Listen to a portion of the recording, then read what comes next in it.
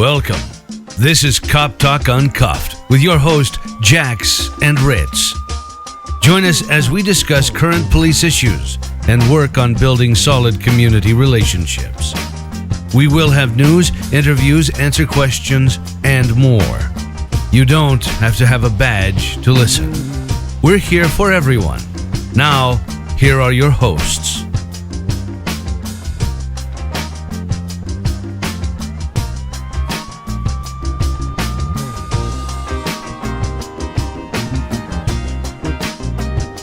Welcome. This is Cop Talk Uncuffed, and I'm Jax. I'm Ritz. All right, welcome back. This is version 2.0 of episode 2. For the audience, there was a snafu with our recording last time, so we have to start it all over. That's why this episode will be a little bit late. So for that, I apologize. With us in studio is a local attorney. She will be going by the code name Legally Blonde. We'd like to welcome you, and if you don't mind, just telling us a little bit about yourself to the audience. Absolutely. For the second time. I don't know if this intro is going to be this, but no, I am, most importantly, a mom of 2 boys. I have an 8-year-old and a 19-month-old. I am owner and operator of my own law firm, and we do almost every kind of law, but I'm primarily the chief litigator as well as criminal defense, which makes up most of my practice. And to add some fun to the game and spice to life, I decided to marry a cop, so our dinner table discussions are just so lively because I don't get enough excitement out of my everyday work experience. I can imagine those conversations. Yeah, they get... I yell. He doesn't yell. He's actually very, very calm and collected, which is why he is the police officer and I am the criminal defense attorney. That's fair. Fair point. I remember last time you said in version 1.0, you said something the original. That was deleted. You said you had some experience trying murder cases. Correct. I've tried all different types of cases, civil, government cases, qualified immunity cases, but I have tried murder cases, rape cases, felonious assault cases. I'm in the state of Ohio. Felony of the first degree are the highest. Those are your murders, your rapes, your felonious assaults with serious injury, potentially death, jury trials, and I've been practicing, in Ohio for close to 10 years. It all blurs together, but yes, I do. But you have far more misdemeanor trials, so I've tried everything from assault to domestic violences, which generally are classified as the misdemeanors, and OVIs. So it's a variety, and they're all pretty much, all criminal cases are generally the same. You plug in the facts, and then you look at your affirmative defenses and where the police officers screw up. And, you pick through that. But, yes, definitely have some murder cases. I believe felony trials, I'm up to 12 now. It's a pretty good amount, yeah. More than I've been involved in. So you said you also have prosecutor experience, too. Correct. Version 1.0. The original. This is the remix, I guess. No, I have served as conflict counsel for municipal level courts as prosecutor. I've also done some humane prosecution, meaning when under Ohio statute, when there's an animal abuse or neglect, statutorily the Humane Society has the authority to also prosecute that, so they can have special prosecutors. So I've stood in as conflict prosecutor counsel if there's a conflict with one of the parties. Not at the felony level; those are full time and they're by the county. But I have done misdemeanor prosecution, which is basically the attorney that represents the state and proceeds with the charges. And then you hit upon qualified immunity earlier. Correct. And there's a lot of that talk in the media these days. Can you explain that a little bit? What is qualified immunity? Yes. So qualified immunity is when you sue a governmental agency, and statutorily it's generally governed. And I'm talking, unless I specifically say federal law. I'm talking essentially states. Every state has their own laws. Ohio calls them statutes. And there's a procedural ways so you know what you're doing. So law enforcement officers know how to charge. There's a code number. It's crimes, but there's also civil statutes for divorces and things of that nature. But when you sue a government agency, generally the laws or statutes provide an immunity. And immunity means basically it's a defense or a get out of jail free card for something. Now there's qualified immunities when you're talking about government agencies. There's other immunities. A lot of people, if you watch the cop shows, they say we'll give you immunity if you testify. That means they're not bringing charges. Qualified immunity in most states, including Ohio, means that generally when you're dealing with a government agency, most people think of like police officers and their police departments and their counties. They are immune from litigation. What that means is for criminal charges for the individual police officers and the liability or civil ramifications for the department, police officer, state, or whatever entity is being sued. Why they do that, I mean, it's a legislative thing. Quite frankly, I don't agree with most of it. I think it provides a shield, which I'm sure you guys were talking about before with bad cops and the original version when we went in there to speak about law enforcement officers. I think it gives a shield for some officers that just are not good law enforcement officers. However, it basically says that you can't sue them unless you meet certain criteria, and the burden is on the moving party to say that we should be able to sue them because of this, and there's very narrow exceptions. So, a lot of people say, I want to sue the police. Well, I mean, you really have to prove that the police officers operated beyond their scope of capacity or authority, they weren't trained properly, that the department was negligent in hiring them, that they didn't properly train them, that there's not proper procedures and policies. I mean, it gets very, very hefty. Now, that being said, when you can break qualified immunity, those are the big cases. I have had several successful qualified immunity cases, including ones that didn't even get to lawsuit stage where they just settled out even knowing that they had qualified immunity because the case was so bad, and then ones that were lawsuits were filed and then we ended up settling. I have never actually tried a qualified immunity case because generally if you can get past summary judgment, which is a part of the lawsuit where the judge says, I'm not dismissing this case on qualified immunity, then the entities generally try to resolve it or settle it because that limits their exposure to wrongdoing. Correct. And you said qualified immunity is more of a legislative thing that is given to government agencies. Correct. Yeah, it's in their Ohio Revised Code, but each state has their own. Could you explain what their reasoning for that is? Well, I think I don't know. I mean, I don't know why legislators do half their shit that they do. So may not be the guest that you want to ask that question to. But in my opinion, one is that government. I mean, and I'm kind of narrowing down because all of mine I've unfortunately been with police officers doing something that really, really violated someone's rights, whether it's constitutional or statutory.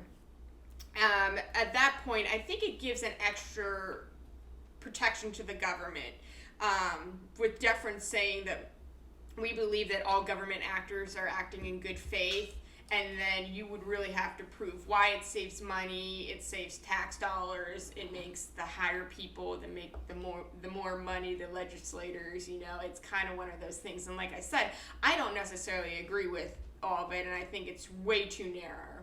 I think we have a lot of the problems that we have in the climate today because we have qualified immunity. And, I think for the bad cops, thinking that they can hide behind a shield because, they can't, it's not coming out of their own pocket.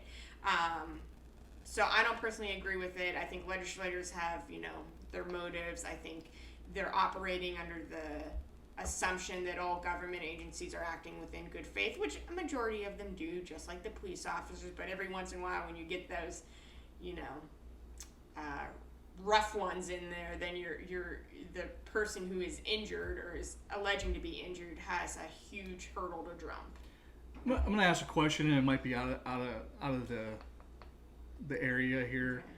Maybe you don't know or don't want to comment, which is fine. But if we want to start that conversation of going down qualified immunity, I recently learned that federal politicians, senators and representatives have absolute immunity. Correct. And do you think maybe, like, if we want to start that conversation, maybe we should look at that also? Oh, absolutely. I think I have no problem admitting that I'm a Republican. I'm a Republican. I may be a little bit socially liberal, but I register as a Republican. I'm Republican. I think we need to flush this out. I think when you're trying to hold citizens accountable and you're trying to make changes, you start from the top. You don't start from the bottom. These are people that we elect. These are people that are saying, hey, I want this job. Then they should be accountable, and they should be held to a higher standard. The original one, and I don't know if you're going to ask me the question. I don't even remember if you remember asking me the question, but you asked me, I think police officers should have be held to a higher standard when they're not in uniform? And I said, absolutely. I think that when you're in any kind of position of authority, you always have to be portrayed in that, and you need to have people in authority, and the people are watching, and I don't know, emulating, but the people making the rules, you can't be taking payouts, and you can't be, making deals over lunch and then going and selling your constituents out because it makes you money. I think it's an awful idea. I think that you have to have the accountability, and I think it starts at the top. So it's my personal belief that they should not have immunity. Okay. I couldn't agree anymore. Same. In version 1.0, we talked about bad cops and how there are cops that legitimately go out and have bias, or legitimately go out and do bad things to people, violate rights, lie under oath, falsify reports. And there's also cops that maybe are just not trained properly and make mistakes. Is it fair to put those two different types of police officers into the same category? Yes. Okay. I think when you start segregating, and I think that one of the huge problems with there is that every state can govern its law enforcement, and essentially every department governs it. There's no standardized or unified, uniform rules, policies, and procedures, which, you can have a really good department with brass or people who are in charge that are on the money, everyone's held accountable, and then you have, the wild, wild west and everywhere in between. And I thought about this, and we were up quite late. So I went to bed. I didn't think about it. But the next day I was kind of fleshing through my head, knowing that we would probably have to do this over again, and what I said, and trying to, remember in the first part. And I think I did say bad cops. And the more I thought of it, I don't think there's bad cops. I don't think cops is their profession. They're bad people. I think that if they're assholes as people, they're going to be assholes as cops. Agree, yeah. I'm glad you said that. I don't necessarily know, and the more I thought about that, and then I was talking to my husband, because he's once again the more politically correct sound, and I was like, and he kind of agreed with me. I'm like, I don't necessarily think there's bad cop. I don't think you can be a bad cop and a good person. I think you're a shitty person, which makes you a shitty cop, or you're a good person that makes you, you may not be the best cop in the world, but you're not out there portraying any kind of bias or racist or doing things that would purposely, knowingly jeopardize someone's constitutional or statutory rights. But unfortunately, I don't think you can separate the two. You either are going to be, you need good people to be good cops, and you need to take the bad people or who also happen to be the shitty cops and get rid of them. That's an awesome statement. I wasn't expecting that, and it's well said. That's another thing that I was surprised that was said, and we'll talk about the other one a little bit later, I think. I don't even remember. Okay, we'll have to refresh. 2.0 is a little bit groggy. 1.0 is groggy. So in your experience, if you can give a percentage of how many bad cops that you've come across. I know 3. Okay. I can 3, and it's one of those things that you can't even say that you have to have constant exposure. Like, I've read police reports and said, what the F happened here? And then you talk to the police officer and you talk to your clients and you're like, oh, my client was an asshole. So, like, maybe it wasn't that bad. I think you can't just look at one incident because there's so many variables. You're not there. Half the people, my husband's calling me. He wants dinner. Can we take a break? No, Okay. he's fine. He can wait for dinner. You can see, like, you can't look at just one incident and say someone's a bad cop. You look at their history, and you really have to look at their arrest, what their, I want to say defendants, but what their arrestees say about them. There's some people that I'm looking at the reports for, and then people are like, the cop was so nice, and they're facing felonies, but they were treated with respect. They said it was, a crappy situation, but they were happy that, they really felt like the cop respected them and explained them and gave them a smoke before they went to jail.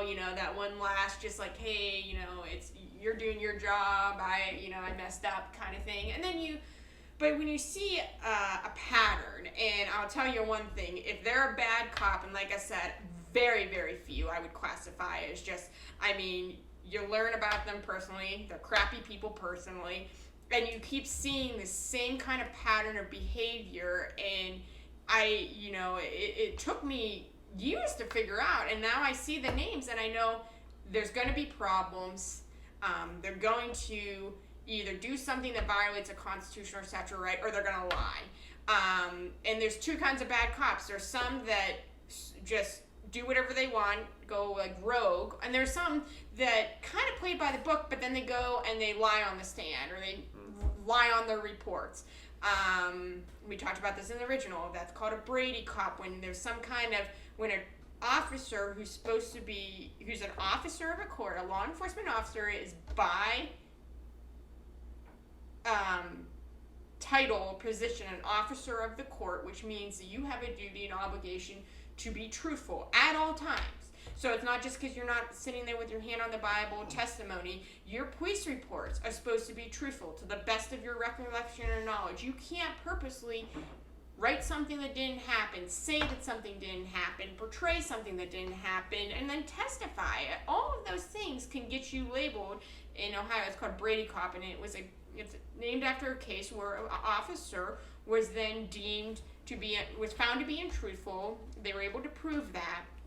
And then in the state of Ohio, when you're that, you're basically worthless. They're basically tagged for the rest of your career that you cannot be trustworthy. So if you would go to trial, any kind of testimony, the judge at the end of the case would then give it's called a target, or would give a special jury instruction and say, you heard from so-and-so.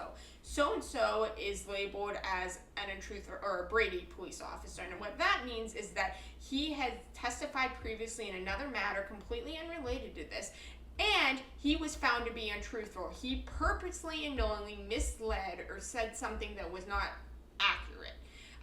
And the jury knows that going back. And the whole thing is in the criminal justice system is that if the police officers need to testify to present evidence to get a conviction. So you have a sole officer who's a Brady cop and the only one there to arrest and no one else to cooperate it, and the judge is telling them this cop can't be considered to be truthful, and you're allowed to consider that. I mean, what good are you? So I know I asked you in the original version, if someone is deemed a Brady cop, should they be allowed to continue in law enforcement? No, and I think they should be charged criminally. Okay. Should we move on? Yeah. You want to move on to I'll move our on. next subject? I got something else here. Okay. Let's move on to this. There's a big push right now for defund the police. Seems to be a movement going around the country right now. People, they demand more training from the police officers, but they want to defund them at the same time. What are your thoughts on that? Well, I mean, it's the exact opposite. You either want to defund the police or you want more training, because training costs money. Everything costs money. So you can't take money away and say, but we want them to have more training. Correct. I absolutely believe there needs to be a reform. I think my first suggestion would be to get some kind of national board to come up with some uniform policies and procedures that every department has to implement, and then they can tit and tat and revise pursuant to their own specific needs. But there needs to be a standard. Attorneys have standards, doctors have standards that are across the board. This is what you got to do.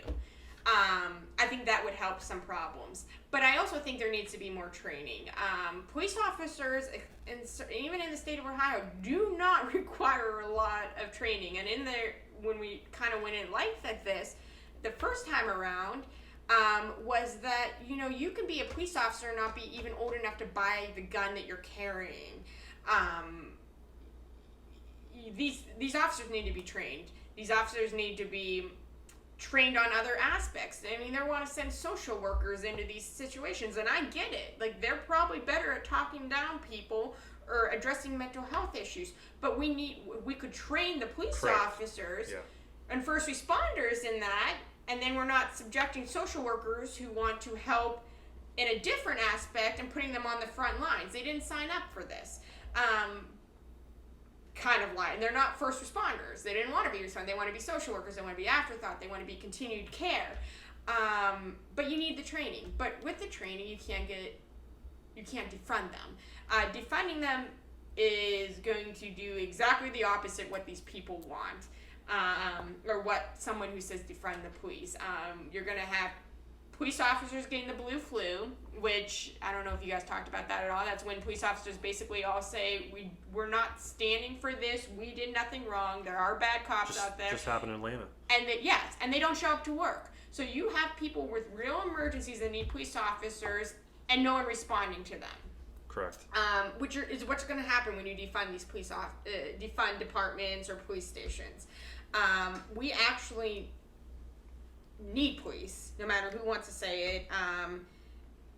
We need the training, though. I mean, I think police officers, I know you're both police officers, and I don't mean it to be derogatory or mean, but you guys aren't trained for shit. I mean, really, you're not trained. I mean, it took me 3 years to become a lawyer, and then I have to pass a state test to practice law, and you're supposed to know their whole criminal revised code in 3 days. It's just the amount of training that police officers get, or that is required right now, it's unacceptable. I mean, it is, and it actually, I think, not only does it cause the problems that we're seeing currently, it also endangers police officers because they're not ready, they're not equipped. They are making decisions without the proper knowledge or how to handle it. So I absolutely think that defunding is not the answer, but I do think that they need training. We didn't talk about this, but do you think that the public gets a lot for their money when it comes to police officers? The rules that they play, and without the training that they have, or absolutely. And once again, I have to speak from experience. I'm married to an LEO. I know that his department does not require, unless it's a suspected overdose, to go on medical calls. My husband always responds, because if he can do CPR, and it actually was just the case, if he could start CPR, because the department or the area we live in does not have its own like medics or 24-hour fire ambulance medic. So if it takes 10 to 15 minutes for an ambulance to get there, and my husband, who's working in the jurisdiction, can get there in 2 and start doing life-saving, he's going to do that, because he signed up for this. He's a first responder, and he wants to be there first. He's not. I mean, they have CPR training and stuff, but I mean, he's exposing him to bodily fluids with COVID and everything, and he still does it because he wants to be good at his job and he wants to do it. And most police officers I know do respond like that. There's traffic accidents, yeah, that you run traffic, but you're not supposed to be pulling people out of cars and, you know, performing CPR, you know, talking to people while they're hurt. I mean, you don't have to, and especially where he works, that some departments make you go to medical calls. He still doesn't. Most police officers I know do try to go on medical calls if they're not backed up. Police officers make, and I can say this because I'm married to one, make no money. I mean, the amount of money that they make compared to other jobs, for as much time they work, and the fact that, I know, and this is my biggest pet peeve, well, they signed up for it. No. They signed up to be police officers, but the chance that there's always a chance they have to wear protective vests in part of their uniform because the chances of them getting shot are more likely than not in their line of work for what they get paid is absurd. So absolutely, maybe that could be part of the reform of an actual livable wage. I'm for that. That's gonna be I mean, absolutely. I mean, you want all this training. They want them to have doctorate's degrees, but want them to pay them $13 an hour, and they're fighting for people at, you know, fast food restaurants and, you know, retail stores. Like, absolutely, the cost of living is high, and everyone needs to have increases. But no one, I've never seen a meme or anything on Facebook paid the police more. Right. If you want to have professionals, you have to pay professionals. Well, if you want to have well-trained professionals, right. I mean, I'm sure you could find someone to do any job. I don't think for there's any an amount. officer that I know that would not take more training. You know, if training was offered, you know, I don't think. Yeah, if it's available, for sure. I think absolutely, and I think it's built into incentives. My husband has extra certificates. He's done extra stuff. One, because, I mean, you get paid more, you get to do it. It makes you a better police officer. It makes you more valuable to your department. I mean, it's not it's not high school and college that you don't want to go to. I mean, it helps you, and it's on point, and it can save a life. All right, so going back to the bad cops, bad people, we all agree that we don't want them in the profession. How do we get them out? What do we do? How's that work? I mean, you guys are police officers. What do you do? Well, there's kind of a stigma that is attached when you speak up about things that you don't agree with, and then you become known as a problem. I feel like, as an outsider look in, I've never been a law enforcement officer, would never want to be. I could not I can't fathom all this stuff that you have to be ready for at a drop of a dime.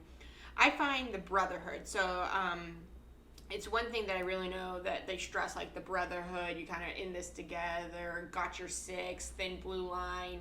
People are proud to be police officers. The good ones are very proud. I mean, you wear them, you can tell. I say that they all have the same haircut. You can tell they're a police officer when they have the, you know, light 0.5 atop, what 0 about on the the bottom. faux hawk? Oh, yeah, the faux hawk.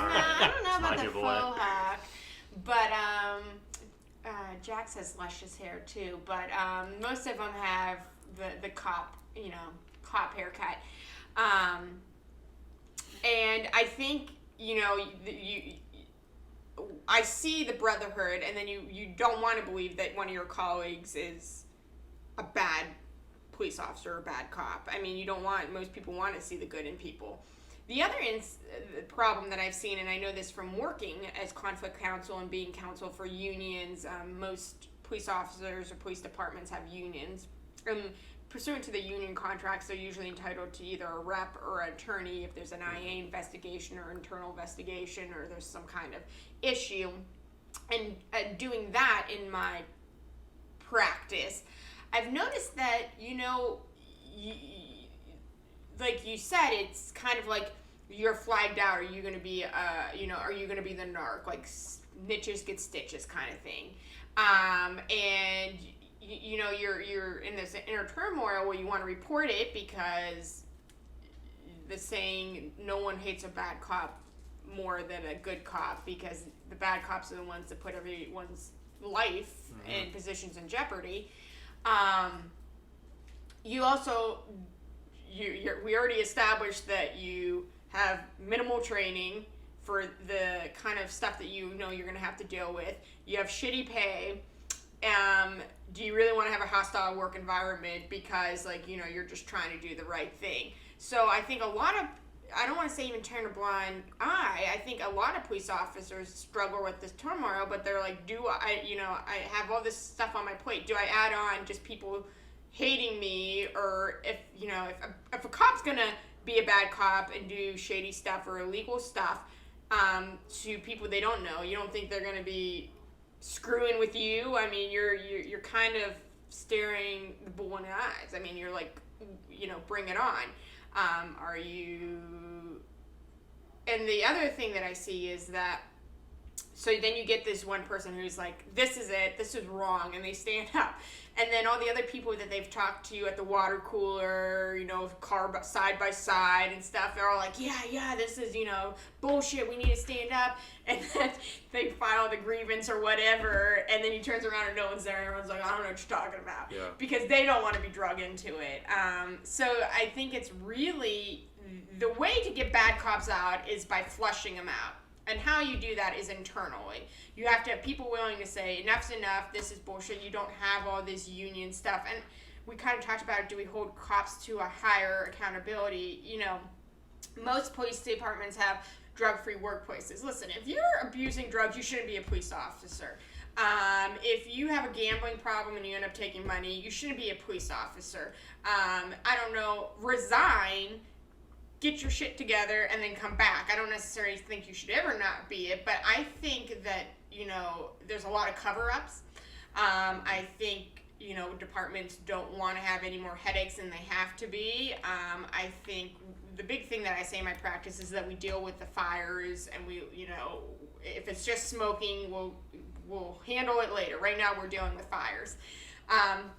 I think departments, they're overworked, underpaid, they're minimal staff, people are working overtime. I think they just don't want to have to deal with it. And the moment that, you can report it, but it eventually goes up to the highest person, and whoever that is, whether it's your lieutenant or chief or commissioner or whatever, it's going to eventually land on someone's lap, and they don't want to have to deal with it. You're making tough decisions, and it's just kind of, I think police departments get locked into, once something is reported, if we fire them or we publicly reprimand them, we're admitting wrongdoing, and it's making the worst climate. So everyone kind of turns the blind eye, and that's how you have to get rid of. But the problem is, the only way to flush out these cops is by doing it internally.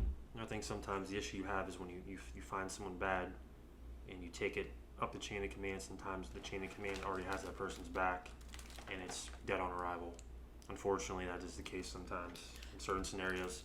So at that point, what do? You've reported it to who you have to report it to, but that person already has that officer's back. I mean, you've done your job, but what happens then? You gotta wash your hands at that point. Yeah. And you do see that, and like any profession, but I notice a lot of police officers either follow in some footsteps of someone's family, so maybe they might no longer be with the department, but if, Joe Schmo or Uncle Joe or Daddy was something, they kind of say, oh, well, you know what, or they try to flush it, or they say it. And going back to what I said before, there's 3 bad cops. One of the cops, I had a trial, essentially tried to put someone under arrest for a minor misdemeanor, which in the state of Ohio, you cannot put under custodial arrest. It's a summons. He grabs the guy steps back, and he then tasers him in the face. And so Did he say in the face? In the face? No, he said stop resisting as my guy was convulsing on the cement. So stop resisting and I guess an unlawful arrest. So we imparted discovery. Attorneys get police officer files. So I want to know what's dealing with. And I already knew that this guy was, for lack of a better term, an asshole. And so I'm going through this, and I've seen that this guy has had, in the matter of 3 years, 12 complaints, use of forces. I see that he had to undergo, it got so bad, the last time they made him get a psychological exam. And in this exam, the last sentence says, this person should not be a police officer, he's not mentally fit. And he got a 3-day suspension. And I was like, are you kidding me? I read it again, and I'm looking at it, and, client's files are confidential, so I had co-counsel on the case, and I called the co-counsel, and I'm like, read this and make sure I'm reading it right. I was tracking the names, I'm like, mate, this couldn't be. 2 years prior to this incident, you had an order from the department to get a psych eval as part of a disciplinary action where the guy said, this guy should not be a police officer, he's a problem, and he had a 3-day suspension. So does that go back to the union representation? It goes back to the department being afraid to hand out discipline because they think that it means that they're with the qualified immunity, that they're admitting a liability and they're admitting it, and they don't. Everyone wants to, it's CYA, cover your ass. But instead of dealing with the problem, yeah, you might get a little flack, or you might get a little news blip in the news, but it's over with. But when you consistently have the same officers doing the same thing, you're eventually going to get someone who kills someone, and then you're national news. Right. So, but and that's what I said. I read it, and I just remember being like, I can't believe this is. Then they willingly handed it over. So you said you knew 3, and you obviously interact with multiple police officers every day. So that's a pretty good percentage. Most police officers are phenomenal. I actually am very good friends. I actually get police officers, I have most of their cell phones, so if I get especially if I get a case, the client comes in, I'm talking about it, and I'm seeing the police officer, I can tell if they get charged with obstruction of justice, and I look at who arrested them, I'm like, you were an asshole, because this charge is, the only reason they charge you with this is because they literally wanted to not do paperwork, and you would not shut your mouth, and I text them, and I'm like, hey, what's happening, and they tell you this sob story and all this stuff, and the police officer's like, did they tell you that they had pot that I said, I'm not going to write you the citation, but stomp it out and don't smoke pot if you don't have a prescription card and you can't have an OVI, and I let them park their unregistered or late registered car, and they just kept running their mouth, and finally I had to arrest them because I couldn't de-escalate it anymore. And you're like, no, they did not say that to me. They said you racially profiled them, or you were being rude to them, or you poured them over because they had a crappy car, and they're like, none of the above, but I also did this, this, and this, but it wasn't relevant to the arrest report because I arrested him for this. So most police officers have one goal: go to work, come home safe. What happens in between them is their job. It stays as their job. They don't care. They did their job, and we use the OVI a lot. Most police officers, if I got someone home safe from driving, OVI, I don't care if it gets amended or dismissed or pled down to, because I save lives. They're not going to hurt themselves. They're not going to hurt someone else. What happens with it 2 months, 3 months, a year from now in court doesn't matter, because it's not. I would agree that most cops feel that way. I know when I go to court, I don't really care what happens to the person after the arrest was already made, unless the guy was a complete asshole or, something along that lines. And I think that goes if a defense attorney always sees me and says, and I say, do whatever you want to do, make whatever deal you want to do. For sure. And then the one time out of 100, I'm like, no, there's no deals. Yeah. I think the defense attorney knows, all right, well, something's up here. Yeah. I know when I go to court, I'm always for helping everybody out. And most police officers, and then, I get in fights with police officers, and I just told a police officer 2 days ago to remember his pay grade, and kicked him out of the office as a prosecutor. Wow. All right, wow. Give him the I business. made friends. And then there was another time where the officer was taking it really personally, and he had his canine search, and I subpoenaed the canine as a witness under Ohio law, and then asked for a separation of witnesses. So I made the dog sit in one room and the handler sit in the other, which kind of made everyone mad. But seeing a whole new side of you. Oh yeah, I can be aggressive if I need to. But most of the time, I call the police. And the nice thing is that you call the police and they're like, I don't even know who you're talking about. And then you say them, they're like, I don't know who you're talking about. And then you get to court and they're like, I don't know. But when you do have a case, and then sometimes, if you don't take it personally, you say, okay, well, we're going to run a suppression to see what the judge says. I think you messed up. You say you didn't mess up. Let's see where the cards fall. But it's definitely it's the bad cops that make even the negotiations hard because and you don't want to call anyone out. Attorneys want to get in, get out. The cops want to get in and get out because they're usually not working. Mm-hmm. They're either coming in from a midnight turn, it's their day off. Mm-hmm. It's just one of those things. But you get every once in a while, like I said, it's 3. I can know 3 of them, and anytime I see that their names, I'm like, there's going to be a problem here. And I hope one day that there's not a problem, but they don't generally get better with time. I'll say that. Right. Okay. So I guess before we move on, we can kind of agree that police officers are good. The bad ones, we got to find ways to get them out. It's not that easy as everyone believes it is, but we could agree that police officers are generally good, and we all want to do our jobs, go home, be peaceful with everybody, and just go home to our families at the end of the day. So, I don't think you need to find ways. I think you need to have good police officers being like, I'm tired of this bullshit, and I'm going to stand up. And it's going to cause bumps and bruises, and you're going to have to go. But I think if enough people do it, then you flush it out, and okay, tides turn. Absolutely. All right, let's take it back here to June 12th. It's going to be in Atlanta. We're going to discuss that incident. Jumping into it, we're going to go back. It's going to be 10:30, June 12th, in Atlanta, Georgia. 2 officers, it's going to be Devin Bronson and Garrett Wolf. They responded to a complaint of a man later identified as Rayshard Brooks. He was asleep in his car, obstructing other vehicles in the drive-through lane of a Wendy's restaurant, as we all know. Obviously, as we were told, they investigated Mr. Brooks for an OVI. Everything was recorded. We saw the body cam footage. He was pulled out of the vehicle. He was walked through field sobriety. Obviously, he was impaired. They proceeded to continue with the arrests. They placed handcuffs on him, and then physical altercation ensued. I don't want to say a wrestling match, but it went to the ground, struggle. The taser was pulled out. It was taken from one of the officers. Mr. Brooks took off running. The officer chased after him. Last moment, Mr. Brooks turned around and fired the taser at the officer. The officer then shot him with his firearm and subsequently killed him. Going to have different opinions on this, I'm sure. In my opinion, I think justified shooting. I think not necessarily the best training, but justified shooting. What are your thoughts on that? I agree that it's justified. Could we agree that maybe the officer? We've all been in a fight or a wrestling match with a suspect, and could the officer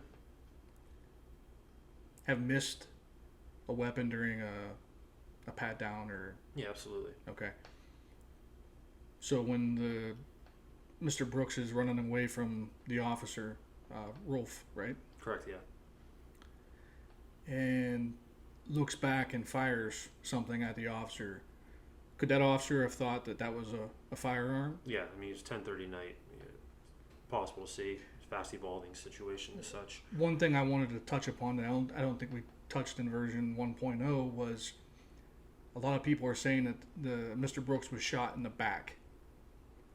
And I think that's a touchy thing because people think, well, if you're shot in the back, it's obviously because you're running away and not facing the officer. But if you look at the video, he's turned kind of sideways a little bit, reaching back with his right hand, shooting back at the officer. When the officer fires, he does hit him in the back, but it's still while Mr. Brooks is engaging him with the taser. Correct. So I think just saying he was shot in the back is kind of a false. It's the media playing that narrative. Yeah. We talked also about how tasers work, and you said that tasers, when fired, there is kind of a loud. Yeah. Yeah, it goes off. I mean, there's a light switch kicks on, and then obviously the sound. You could be mistaken for a firearm. Okay. So these are all In things. that situation, everything's kind of past the ball. Yeah, these are all things that are going through Officer Wolf's head at the time. You know, which is a split-second adrenaline's high. decision as well. Correct. And we talked about in version 1.0 how officers have a split second to make a decision, and then everybody else can sit back and pick apart everything for weeks and months and years afterwards. Correct. I think that's where we're at now. But I'd like to get Legally Blonde's opinion. Well, do you want the prosecutor opinion or the criminal defense attorney opinion? I would like to hear both, just so our audience can hear how the case can be viewed. Okay, I gotcha. So as a prosecutor, I would look at where's the action. Well, first of all, you look at the kind of force that was used. First by the individual and then by the responding police officer. So let's pick it apart. Responding police officer. I watched the video, and once again, I'm not Monday night quarterback. And what does that say? Monday morning quarterback. Monday morning. See, clearly I don't watch football. That's all right. You probably won't either this year with the pandemic. Actually, that's a phrase from basketball. So. Is it? Yeah, I'm kidding. Oh, okay. Well, see? Bad joke. There you go. I got it. Even worse than I didn't understand it. But no, so you look at the reasonableness. So first we have uniformed police officers in the course of their employment, and there's some kind of altercation. Once again, we're watching the videos. The video that I saw appeared to be one of the cameras that was like on Wendy's or the restaurant that he was at. It was not body cam or something like that, or dash cam video. So we look at the individuals. He turns around, and I couldn't tell it was a taser. It was reported it was a taser, but I see a flash. What could that be? It could be a taser. It could be a gun. It could be some kind of pistol. I mean, it could be something. It's later determined to be a taser. Okay, so then you look at what tasers are. 2 weeks or 3 weeks prior to this, same area, they determined that tasers are deadly force. Tasers are supposed to be non-lethal. Yeah, correct. There you go. That was the big word I was looking for. Non-lethal force, but they can be determined to be deadly force, and they can, when deployed and hit certain areas of the body, cause extreme pain, injury, and maybe potentially death. So we have lethal force pursuant to what was already established in that jurisdiction being used against an officer. Well, generally the responding officer, any individual, even if they're fighting, can use proportionate force, meaning that force or less. So if you have a non-lethal force, so if someone punches you, you can punch them back. If someone punches you, can you shoot them? Maybe, but it's going to be a really hard sell. If someone breaks the law school thing, breaks a beer bottle, is that considered lethal force? So it depends. What are they doing? What kind of proportionate force? Taser was, and I think Ritz said this in the original, it was 2 weeks prior that they determined the taser. Yes. It was the Atlanta Police Department, or earlier incident. Yeah, the early incident. Yeah. Classified taser as lethal force. So then you look at what did the officer do? Well, he deployed his firearm. Firearms are always lethal force. They're always classified as lethal force because police are taught in academy, you're trained to neutralize the threat. What does that mean? I don't know. But what it means when you do gun safety or you're talking about it, you don't point your gun at, you don't shoot at it unless you're intending to kill it, because the chances of something dying when it's being shot is there and most likely going to happen. Police officers are trained to shoot center of a mass, neutralize threat. So when they testify, and I've had them testify to this, what were you doing? I was shooting at center mass. Why? Because it's the biggest part, less error, less chances of hitting. You don't have to be the perfect shot, and you're neutralizing the threat. What are you doing? You're taking someone who is what you determine to be lethal force, and you're neutralizing it. You're allowed to use lethal force to protect yourself, someone else, or the general public. Certain states, like Ohio, have the castle doctrine, meaning that you can use lethal force that extends to your home or curtilage, which is like a yard or surrounding areas, if there's a threat coming in and you don't have a duty to recede first. Then you get into, was he shooting in the back? So, I think police officers do this a little bit during training and police academy. But there's also, as in law school, if you're shooting someone in the back, the general thing is if they're facing away from you, how much of a threat could they be? Okay. Well, you're looking at, they're generally fleeing. We don't have a castle doctrine or something. This is in the course of thing. But I believe they knew that from the video, and once again, it was a couple weeks ago when I watched it, that the video was, you hear the one police officer saying, he has my taser. So the other officer knows that he has now deemed a lethal weapon. Is he going to use that on the general public? He's running into the street. Where is he going? Who knows? If he had a physical altercation and took the taser from an officer, is he going to fight someone else? Is he going to try to carjack? Like, what is this officer thinking, and is it reasonable? So as a prosecutor, I would look at that, and I would say, unfortunately, I do not think that there's any criminal, unfortunately for the victim's family, I think that they were within the scope of their duty. Now, that being said, the district attorney or whatever the frick they call prosecutor down there decided to, what I think was a bullshit charge, basically because he had precious feelings and he was scared that, there would be riots and stuff. He charged them.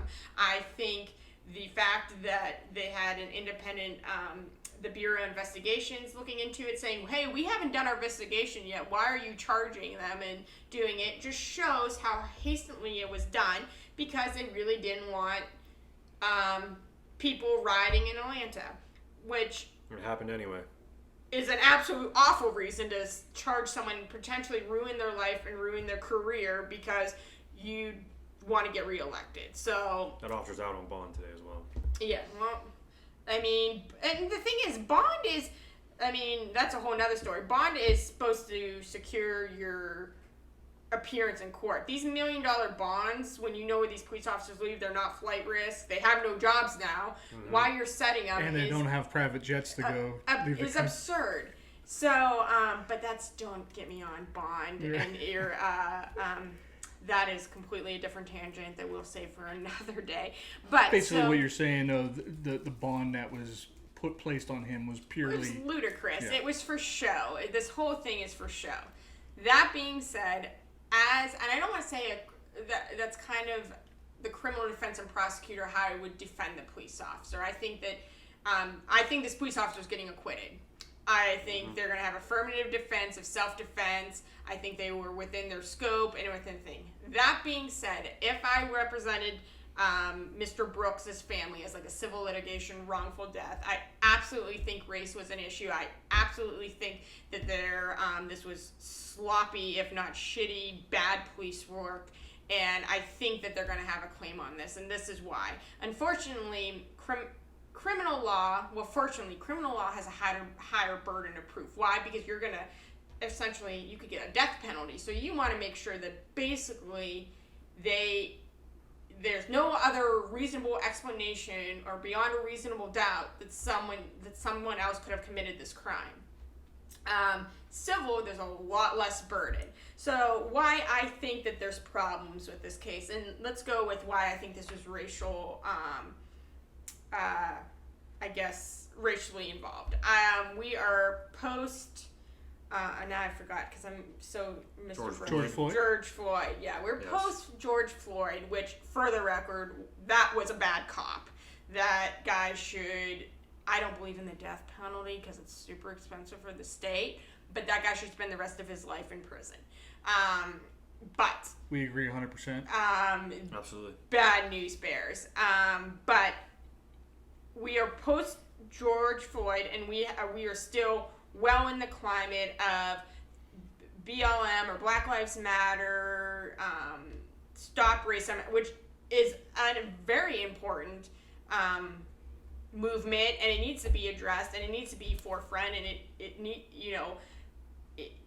you can support police officers and BLM. I support both of them. But we're in this kind of climate, and we have a black male unresponsive in the car. So what I think happened, and I'm going to kind of go through the timeline that I've seen and that I could put together. What I think happened is that we have two police officers, probably with lack of training. I think the one was newer, or a rookie, saying we don't want another George Floyd syndrome. So they basically used racism as a reason to give more discretion. That was said. I did not hear that. What? In the video? Was that said? No, but they're thinking that we don't want a George Floyd here. We don't want to have a racist, another guy claiming that we're racist. So what I think happened is that they gave him too much. They were too lenient on the stop, trying to give him the benefit of the doubt, trying to do it so not to appear that they're racist. And I think it cost his life. I think if Rayshard Brooks was white, he would still be alive. And this is why. So about 10:42 on the night of the incident, or June 12th, 2020, Atlanta Police Department received, around that time, shortly before that time, received a call about an unknown man, or a man asleep in his car blocking the drive-through lane. So, and once again, I'm not a police officer, but most of the time, I mean, we're late at night, but most of the time when people fall asleep in the car, what is that indicated of, gentlemen? Being drunk. Or intoxicated. Mm-hmm. Yeah. Or potentially having a medical episode. Correct. Heart attack, overdose, something. There's something there, because it's not normal to fall asleep no matter what time of the day, because as a person who drives an automobile, you're supposed to be alert and awake. So an officer arrives at 10:42 p.m. and awakens the gentleman who is determined to be a black male named Rayshard Brooks, and told him to move the car space and take a nap. Move the car in a parking space and take a nap. Okay, so let's digest that. One, if there's any kind of appearance of intoxication, you never have them move a car. I mean, that's silly. Correct. Because first Never of all, heard of the first thing the criminal defense attorney is like, oh, you thought he was drunk, but you wanted him to move the car. You thought him. Yep. Or if he's having a medical episode, probably shouldn't have him driving the car anyway. So at that point, the police officer probably should have asked Mr. Brooks to exit the car. In Ohio, a police officer can ask, if it's a lawful stop, can ask you to get out of the car for whatever reason.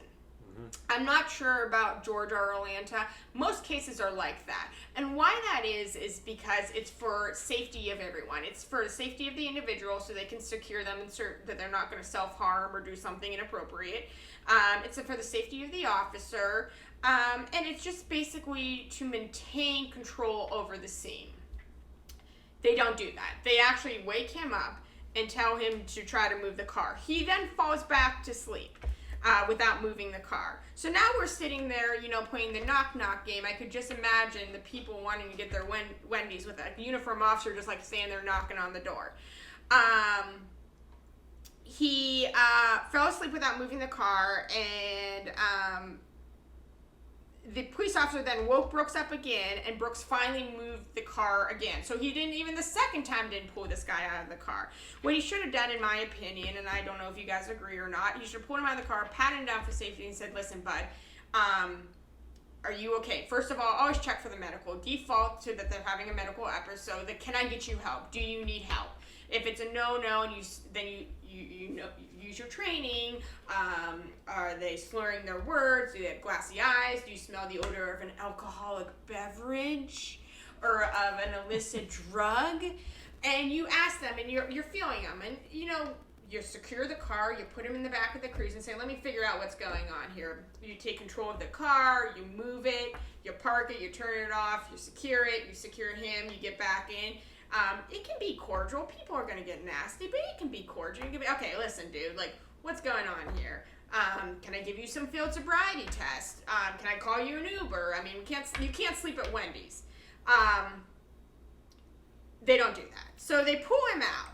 At 10:56, the second officer arrives. So now we're looking at, that is, 14 minutes from the stop. A traditional traffic stop should probably be under 12 minutes. An OVI should be generally under 20. Why? Because you don't want to infringe on someone's constitutional or statutory rights without having probable cause. And if you do have probable cause, then you should be arresting them. So you can't just go on these fishing expeditions. You can't just detain someone and their civil liberties trying to make a case against them. So now we're 14 minutes in there, and we've moved a car. So good job, Atlanta police. Brooks is being cordial this entire time, yet he's not been pat down. They're just and this is where I think that they were trying to overextend their kindness and courtesy because they didn't want to appear racist. So at 14 minutes after the initial encounter with him, that's when they perform a pat down to search for weapons. So it appears that he didn't have a weapon. Good thing he didn't, because he could have probably killed the other officer and been long gone by then. They perform a field sobriety test and a breathalyzer test. To the officer, he appears impaired. And then he was kind of confused on where he was at. So they asked him, he admitted to, I think, using some alcohol. They asked if he would do a portable breath test, and it came back above the legal limit, which is 0.08. I think it came back 0.108, which is a good amount. So Brooks then asked to leave his car overnight and walk to his sister, apparently walked to his sister's house. And at that point, I think they even complied. Most police officers, once again, they don't want to jam you up. They don't get extra money if they tow the car. I mean, if the car is secured and off the roadway and not a hazard to someone else, a lot of times police officers are like, call someone to get the car. You can't get the car because you're drunk. And have someone pick you up at the station. We're going to process you in about half an hour. We'll release you. Mm-hmm. So now we go to 11:23. So you're talking about 40 minutes into this stop, and we still don't have a freaking arrest. We have a moving car and a guy who's being friendly and cooperative. At this time, they say, well, we think you're a little bit too drunk to drive after 40 minutes. They could have had a trial by this time. Put your hands behind your back. During the original, when we kind of talked about this, and I don't remember if it was actually on the recording or if it was kind of when we were conversing, setting up, where they're always nice until you say, oh, time to go, we're getting arrested, and then they get a little bit sassy. I would be sassy too. And he got upset. He didn't want to. It was later determined Brooks was a felon. He's had previous law enforcement. Does that mean anything to this case? Absolutely not. But it probably means that Brooks has had law enforcement. He's maybe been assaulted by police officers before. But whatever, he didn't want to go back to jail. I always tell him I'm too pretty for jail. He did not want to go back to jail. So he tried to break free, and that's where we get into about the minute and a half between them saying we're going to arrest you to the scuffle to taking of it and the shooting. We, looking at this and how I said it before, is that this was sloppy police work. I think absolutely Mr. Brooks would be alive if he was white. I think the police officers, I don't know what the heck they were doing. Hell, I've swore this whole time and I'm not going to say hell. I don't know. I think they handled the situation. I think it was sloppy. I think that Mr. Brooks escalated the situation and the police used appropriate force for the time. However, if they would have done a better job at the beginning, and I do really think that they were treating him with more deference because they didn't want to appear racist. I think if he's a white guy, he would have been pulled out. He would have had a sobriety test, and he would have been probably home by that. That's interesting that you said that for now the second time. Yes. For 2.0. I've never heard that about any of this. That he was treated differently in an affirmative way. In a positive way. Because of his race. They were actually giving him more leniency because he was black, because there's such that strong climate that Barack has it. But, I mean, the problem is you're treated differently. Right. Because of your color of your skin, which needs to stop. Right. Justice is supposed to be blind. It is. I mean, the Lady Justice, she has the blindfold, and then I don't know what she has a scale in one hand. I don't know what she has in the other hand. And we talked before that officers can fear that they might be looked upon in a bad light in dealing with members of other racial communities. Well, I mean, you need it's black people. I mean, it generally happens to be black or Hispanics. And the problem is that you have a culture of police officers who tend to be white, at least in this area. You have a culture of black people and Hispanics that are taught not to trust the police because they hurt people just because of the way we look. So they're on guard. You have police officers who are on guard saying, I don't want to be a racist, I'm not a racist, but if you're breaking the law, I have to do this. But then they're trying to say, look at all, I'm trying to be super nice. And if they would have gave, Mr. Brooks would have been alive if he would have just got an OVI, but they gave him too much leniency and he took it for running. I mean, but at the end of the day, you still have to look at, where's it justifiable? Absolutely, because he used lethal force. But once again, I think it was sloppy police work which led to this. So I think that I can see your point, and I appreciate that perspective. Both perspectives. Yeah.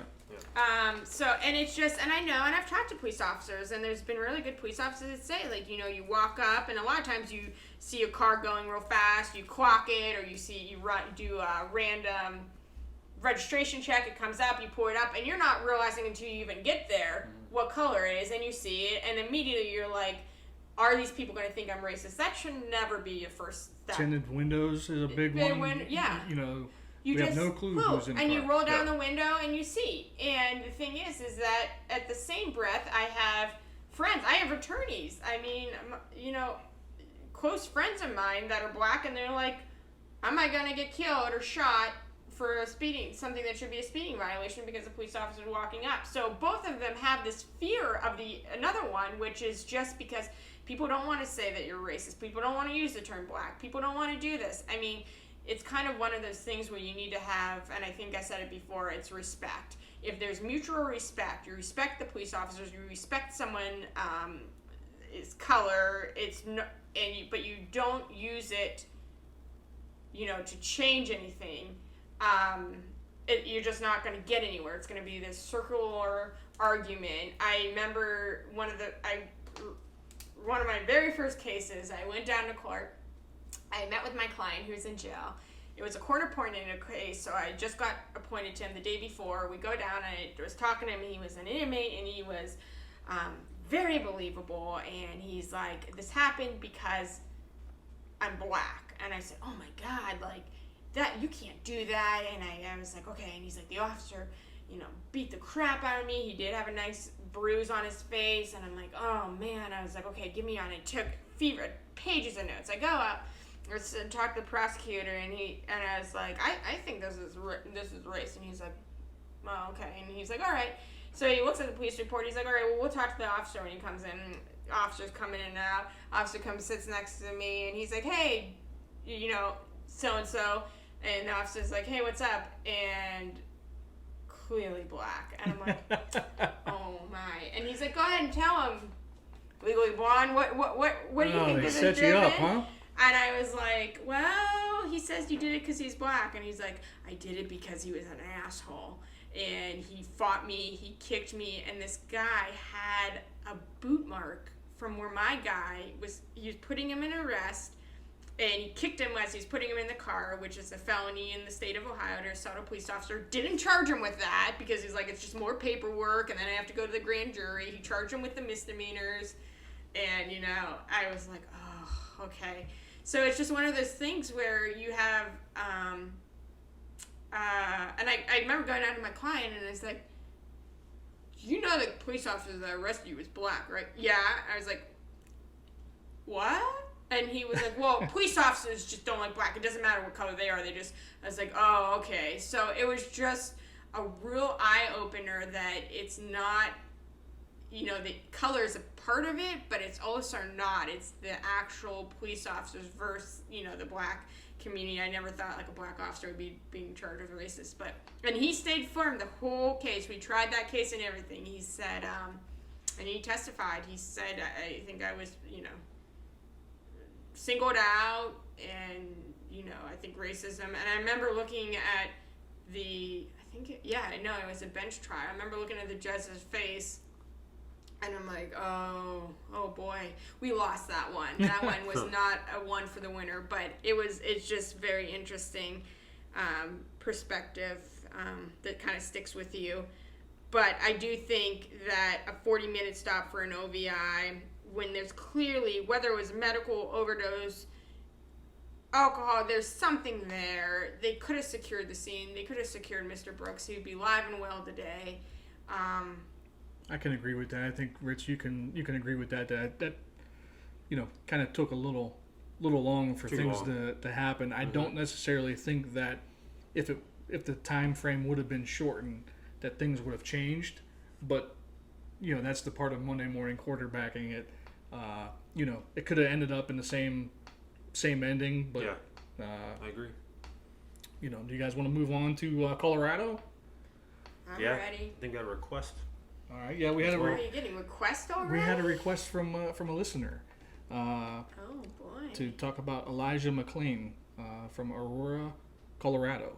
This was on August 24th of 2019. About 10:30 p.m., Aurora police received a call of a suspicious male wearing a ski mask, walking down the street, throwing his hands in the air, kind of acting erratic, and three officers responded to check out the suspicious male. The body cam video picks up with the first officer exiting his vehicle, ordering McClain to stop several times. McClain continues to walk. The officer at that point takes hold of McClain's arms and tells him to stop tensing up several times. Usually when people tense up, it's a sign of they're going to fight, correct? Yeah. Okay. So at that point, you know, the officer's going to be a little bit concerned. A couple of his... Yeah, it definitely has the potential to go there if they're resisting. Yeah. During this time, McClain tells the officers, no, I'm not going to stop, and that he's an introvert. I don't care what excuse you have. It's not an excuse to resist. First of all, if we want to go back a little bit, to me, based on what the call was and how the officer pulled up, I think came in a little too heavy. Mm-hmm. You know, we talked about that in the first version, and I would like to have that. But unless that officer saw something that we don't know about, I think maybe we came in. The officers came in a little too hot, a little too aggressive, and maybe could have definitely been toned things down about. But we don't know what they saw prior to. We weren't there. We're just saying that from what we've seen. So during this little struggle of trying to get him to calm down, the officer warns McClain to stop, or they're going to have to escalate the situation. Mm-hmm. Right? Yes. So he's being warned. Listen, we want to work with you. Correct. McClain continues to tense up or pull away, and the officers ended up taking him to the ground. Now, they were either standing on pavement or rocks, I believe the video says. They didn't decide to take him to the ground on the pavement or the rocks. They moved him to a grassy area. Correct. You could tell the officers say that. And it didn't really sound like from the video that they slammed him on the ground. It was more of they escorted him to the ground to try to get control of him. At this time, an officer tells the first officer that McClain is grabbing at his gun. that could end up being a pretty serious situation if that gun comes out of the holster. Absolutely. And McClain gets a so McClain tells the officer that he's going to take his power back. Not exactly sure what he means by that, but it sounds kind of ominous.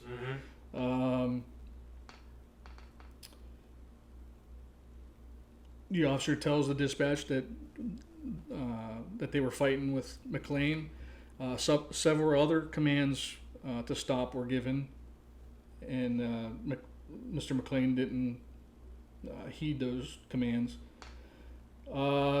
They finally get control and say, okay, slow everything down. The officers call for the fire department to come to the scene.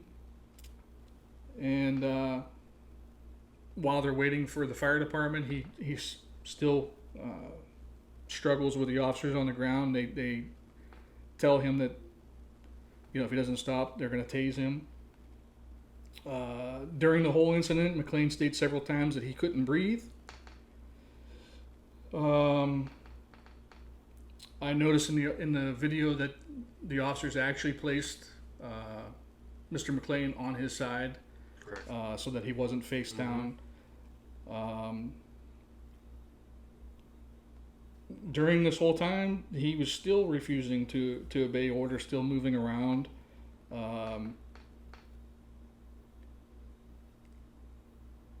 Afterwards, more officers in the fire department arrive on scene, and I believe it was a lieutenant. Their supervisor came to the scene, and the first officer is trying to explain to him what exactly happened, and they describe Mr. McClain's extraordinary, I think, let me see, it was incredible strength, quote, incredible strength that McClain had. The one officer told the supervisor that he tried to put the carotid hold on, but wasn't in a good position. I didn't want to hurt his neck. That was a quote from the video. But I believe the carotid hold was placed on by one of the officers. Okay. Do you want to explain the carotid hold? Well, yeah, it's basically any sort of chokehold that kind of deprives your brain of oxygen briefly, which could result in either incapacitation and long enough if you lock it in, it could result in death. It didn't appear from the video that Elijah McClain was unconscious very long. Maybe a matter of seconds. Yeah, which is very easy to do when you're in any of those holds. We talked about UFC fights, and those happen every single fight, whether it's a sleeper, guillotine, and those fighters aren't out very long. No, very brief, and then you gain consciousness quickly, but you have to know how to administer it, how to release it as well. From the video, it seemed like, or actually the audio, because the video kind of is sketchy because the body cams fall off the officers during the struggle. As they usually do. You can't keep them in place in this situation. But it seems like he was knocked out. They were able to get him cuffed, and then he comes to pretty quickly. Yeah. So, anyways, paramedics arrive on scene and they administer ketamine injection to calm him. 500 milligrams is what the article said. Okay. I just don't know that there's enough known right now. If we can say that the officer's actions caused his death, or if it was the ketamine injection administered by the paramedics that caused his death, or a combination of the two. I don't know if we could really touch upon that, but just from my experience, having 3 officers on scene, I don't know if it would have been a move that I would have made, putting the carotid hold on. Probably unnecessary. Yeah. Unless, like they said that he was trying to grab their gun, you have to do, you have to do what you have to do to be safe. But I don't think we're in a position right now to judge anything. I know they had an investigation that was supposed to be opened.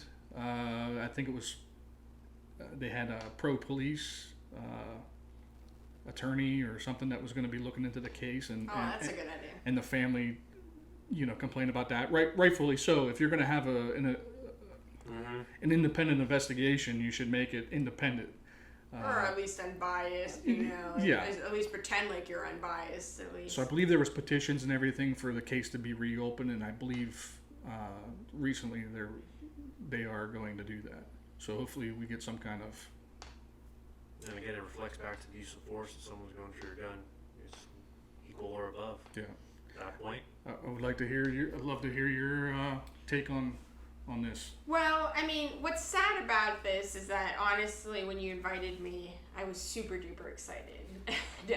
Now, not so much. Yeah. The first time. The second time was less. No.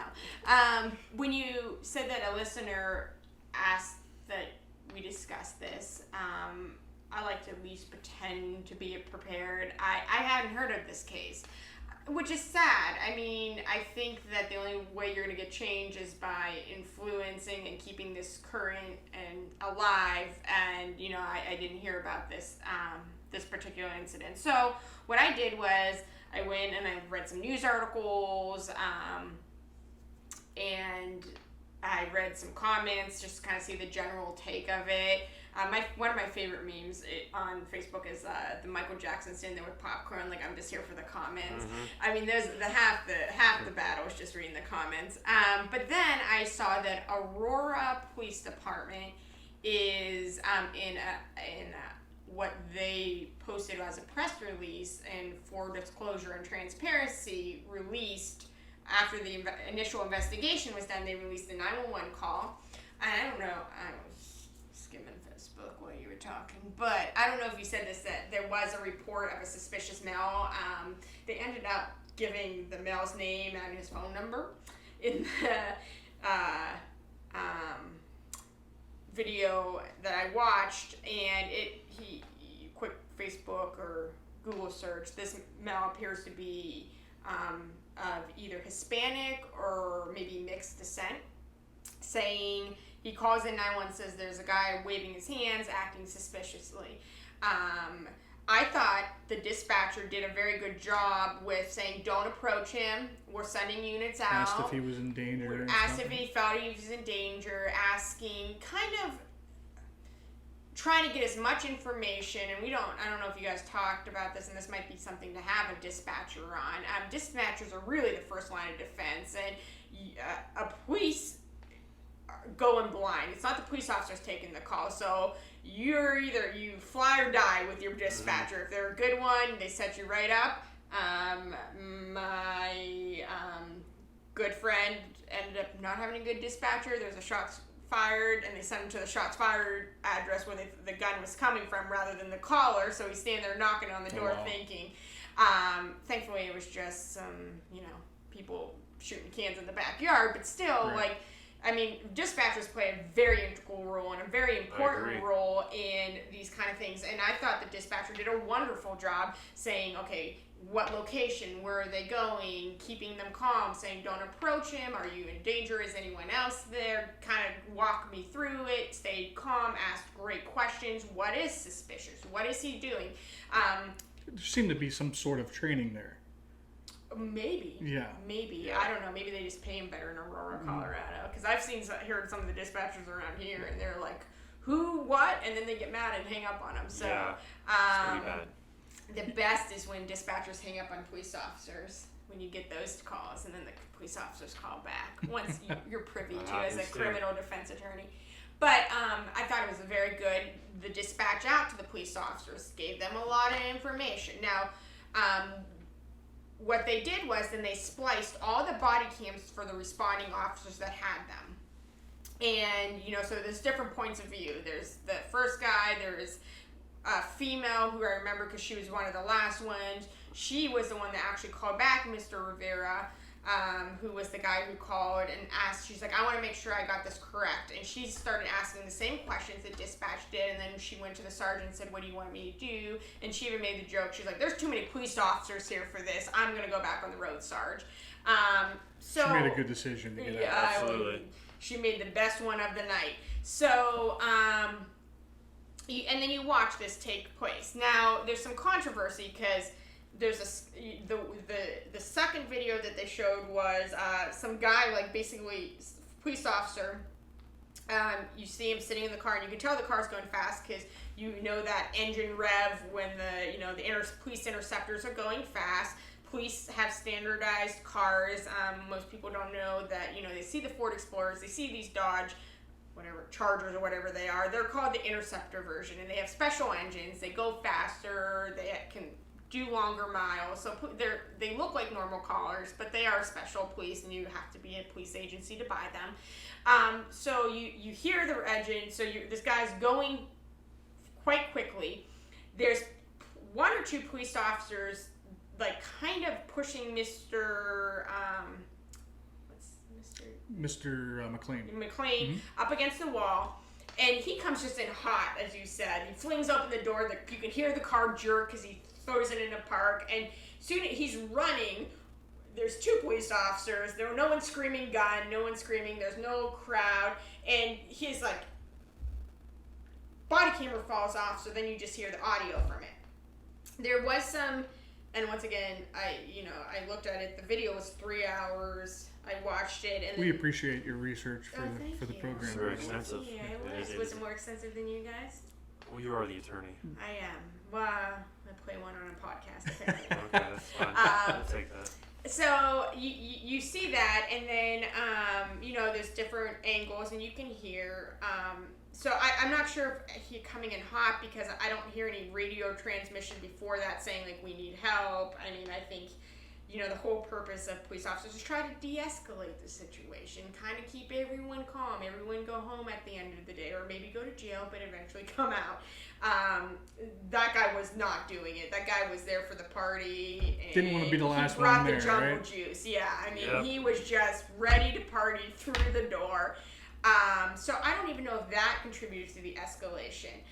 We have a guy who, once again, I don't have a healthcare background because I don't do gross things. I don't have a mental health background. I'm very familiar with it because I do defense of people who get pink slips. So in the state of Ohio, if you're taking involuntary to a mental institution, you basically get court appointed and counsel because basically you're in jail and you're just getting mental health treatment at it. So I'm very familiar with the requirements in Ohio. By just hearing this man's voice and seeing his reactions, I'm going to say mental health played it. He says weird things like, I'm an introvert, I'm taking my back. You said it's ominous. I think it's a sign of maybe some kind of autism, some kind of, I'm trying to tell you, he keeps saying, I'm just different. I think he's trying in his mind, or may already have a social communication gap, trying to tell his police officers. Yeah, I certainly agree with that. That makes sense. And kneeling or karate chokes and, doing that kind of stuff is a little bit, I think, unwarranted. And by a little bit, I'm being very facetious and saying I think that the use of force was greatly disproportionate. They did not find a gun or anything on there. They're saying he's waving his hands. It's not illegal to walk down the street. It's not illegal to be weird. It's not illegal to be crazy unless you're hurting yourself or others. I don't know, once again, because I was on Facebook, but I don't know if you mentioned that he had the mask on. Did you talk about the mask? We did not do it in detail like we did in 1.0. I did say he had the mask on, but we didn't go into detail about that. But yeah, by all means. Well, he did have a mask on. So we have a black guy having a mask on, we have the racism, we have the This is before everyone had a cool mask on. Correct. 2019. We're talking about August in Colorado. It's a dry heat. It's hot. So it's not that he's protecting his face from the elements or the cold. Apparently he was anemic and got cold. That's why he allegedly had the mask on. And we're talking pre-COVID, so not everyone has masks on. So that could be a little bit unusual or suspicious. But you get these calls, and I know we talked at length, and I don't know if you guys are going to go into it, go down this avenue, but you guys get suspicious calls. I'm sure probably most of your calls are suspicious. Constantly. Someone's suspicious. Someone's dog's taking a crap in my front yard, it's suspicious. Someone, is walking down the street that I don't know. You get the grandmas, you get the stay-at-home people who just sit there and watch out their window. A lot of this suspicious activity, but it's not illegal to be suspicious. No, not at Correct, all. and we try to tell our dispatchers There's a that fine information as well. line that has to be. I'm sorry. Go ahead, Rich. Just goes back to dispatching as well. That's got to be nipped in the bud sometimes. I think she did an awesome job gathering the information. Yes. You know, I know Yes. sometimes the information can be gathered, but it's not relayed properly. Correct. But sometimes, and when West dispatchers, they're usually offering more boards or working more than one board. What's that mean is that you don't just have one police officer. You may have 3 departments depending on the size, and you're screening calls, and people are hysterical. No one calls 911 on a good day, unless you're my 3-year-old. But you don't. You when you're calling dispatch and you're getting involved with police, you're not having a good day. Like your interactions with police are generally not. You know, sometimes they bring you candy on Halloween, but most of the time you're having an emergency and you need a first responder. Yep. So I mean, you know, if a dispatcher can calm someone down and get the information and ask the right questions, then that really just aids and helps and prevents situations like this. I don't think the dispatcher did anything wrong. The 911 call that I heard was spot on, perfect. I mean, it's textbook that we teach at Academy. Like, this is what you need to do. Like, Yes. do this. Not the lady, I think she was in Georgia too, the lady got stuck in the floods and she's like, I don't want to die. And she's like, you're not going to die. And she drowned in her car. So, like, I mean, you just get those, you know, like, again, there's good cops, bad cops, good attorneys, bad attorneys, good dispatchers, bad dispatchers. I agree on all that. But I think the use of force is very concerning. I think this guy was trying to articulate that he wasn't a threat, and whatever they perceived, I think it's antiquated. So after we talked about it, I didn't really know what you guys were talking about. I actually asked one of you to explain it because I've heard it. I really wanted to kind of know what you were taught about it, and then I did some research. It's stupid. Like, the fact that if I was running a department, I said, you do this, I'm going to fire you because you're not a trained mental health professional. Like, you're basically cutting oxygen off someone's brain. Like, I would rather them shoot them in the leg at that point. I'm like, I would say it is not allowed. I would make it. It's archaic.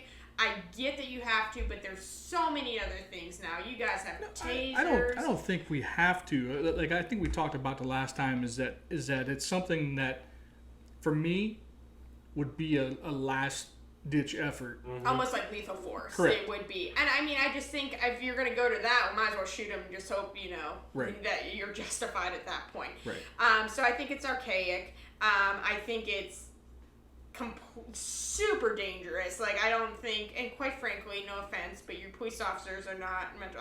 I think we said the stats. Ohio is one of the 3 states in the country that doesn't require a high school diploma from their governing or OPADA, Ohio Police. Yeah. You said it last time. Ohio Police Officer Training Academy? Training Academy. I just know OPADA because that's what That's we used all to right. ask them. All right. At least I knew that. There you Yeah. go. Good job. I'm It's proud not of you that bad. guys. So, I mean, I think it's dangerous. I think that the 3 cops manhandling this guy was dangerous. I think that the cops actually escalated it. I don't care if you see a weapon. I don't care. I mean, if you saw him, you should have shot him. Like, I mean, it's just one of those things. I really think that they didn't see it. I think they're lying. I think that there's an issue with, which I'm interested to follow up with it. That they're saying someone's told the other guy, and you can clearly hear, shut the body cam off or move the body cam was exactly what you say. I think that's a problem. I think the fact that that they fail to render aid.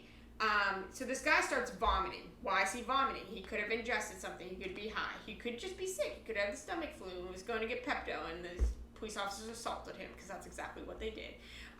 He could be withdrawn. He could be having a medical episode, and he's vomiting repeatedly. And then finally, one guy, it almost sounds like he gurgled or something, turned him on the side and said, "Get it out." What I find now, from the putting all the body cams and audio together, fire and medic were already dispatched.